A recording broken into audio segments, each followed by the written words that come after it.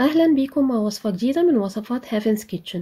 النهاردة هنعمل وصفة الستير فراي بالدجاج الصينية.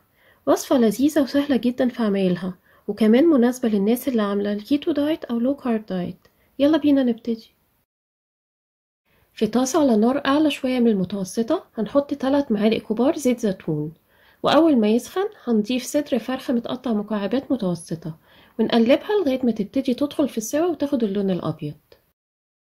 وبعدين هنحط نص معلقة صغيرة فلفل اسود ونص معلقة كبيرة صويا صوص غامق ونقلب ونسيبها تستوي.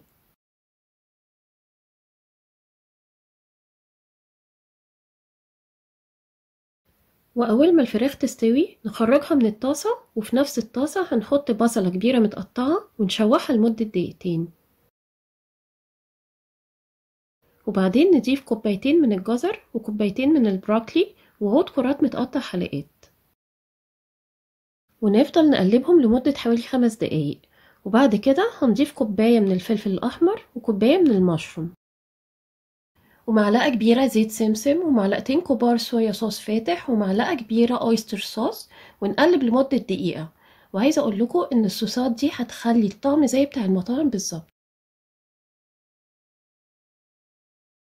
ودلوقتي هنرجع الفراخ تاني ونقلبهم كويس قوي مع بعض، وكده يكون الستير فراي بتاعنا جاهز للتقديم. ممكن يتقدم زي ما هو كده، او ممكن مع الرز الابيض او النودلز للناس اللي مش عاملة دايت. جربوه وقولولي رأيكم في الكومنتس، ولو عجبكم ما تنسوش السبسكرايب والجرس واللايك والشير عشان توصل لكم كل وصفاتنا الجديدة. وبالهنا والشفا.